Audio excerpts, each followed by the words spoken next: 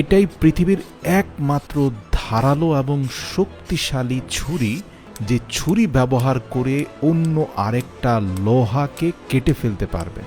এই নাইফগুলো বানানোর প্রক্রিয়া দেখলে আপনার অন্তরাত্মা কেঁপে উঠবে।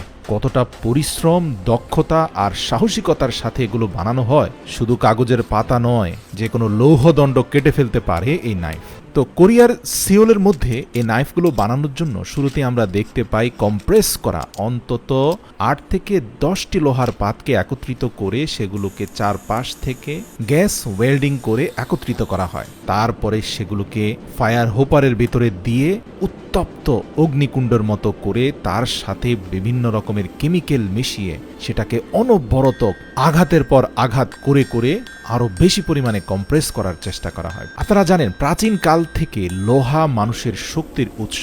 এমনকি মহান সৃষ্টিকর্তা আল্লাহ সুবহানাহু ওয়া তাআলাও বলেছেন যে আমি তোমাদের জন্য লোহা নাজিল করেছি যা শক্তির উৎস।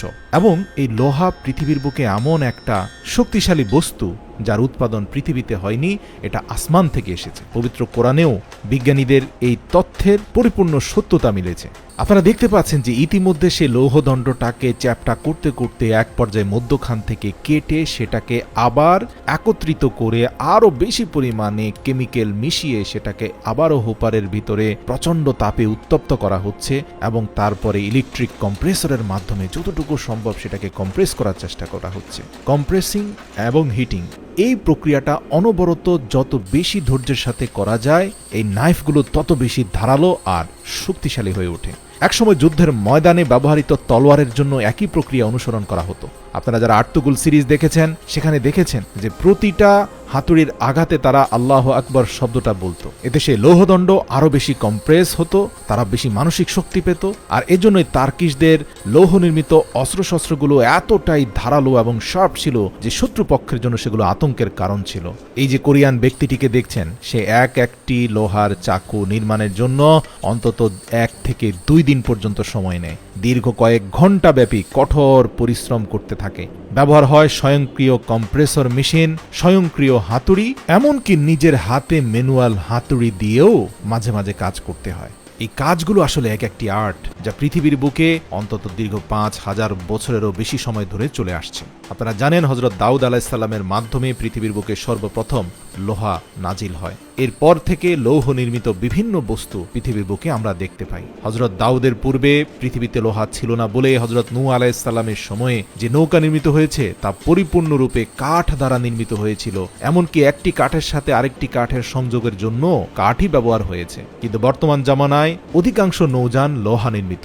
প্রিয় দর্শক, আপনারা দেখতে পাচ্ছেন যে হাতল নির্মাণ করার জন্য উত্তপ্ত লৌহ দণ্ডকে 2 হাত দিয়ে কিভাবে পেঁচিয়ে সেগুলোকে শেপে নিয়ে আসা হচ্ছে। কাজটা দেখতে যেমন ভয়ঙ্কর মনে হচ্ছে, একইভাবে সেটা ঝুঁকিপূর্ণ বটে। যে কোনো মুহূর্তে ডানে বামে স্পার্ক হয়ে অঙ্গহানি হওয়ার সম্ভাবনা রয়েছে, কারণ এরকম উত্তপ্ত এক টুকরো লৌহদণ্ড মানব শরীরের ক্ষতি সাধন করতে মাত্র কয়েক সেকেন্ড সময় নেবে। তো দর্শক, দেখতে পাচ্ছেন দীর্ঘ পরিশ্রমের পর কিন্তু তারা বৃহৎ আকারের লোহার দণ্ডকে কম্প্রেস করতে করতে সেটা পাতলা চিকন ছুরির আকার ধারণ করেছে। এবার সেটাকে স্বয়ংক্রিয়ভাবে চালিত ওয়েল্ডিং এবং গ্রাইন্ডিং এর মাধ্যমে শার্প করা হচ্ছে। বিভিন্ন কেমিক্যালের সাথে মিশিয়ে এটাকে ঝংমুক্ত করার জন্য এবং দীর্ঘস্থায়ী করার ব্যবস্থা করা হচ্ছে। প্রিয় দর্শক, এই যে চাকুটা নির্মাণ হলো, এটা দিয়ে কিন্তু আপনি অন্য আরো 10টা লৌহদণ্ডকে ভেঙে ফেলতে পারবেন, কেটে ফেলতে পারবেন। কারণ এটা তৈরি করার পূর্বে সে পরিমাণ শ্রম সাধনা দেওয়া হয়েছে যেন এটা দিয়ে অন্য যে কোনো 10টা অস্ত্রকে ঘায়েল করা যায়।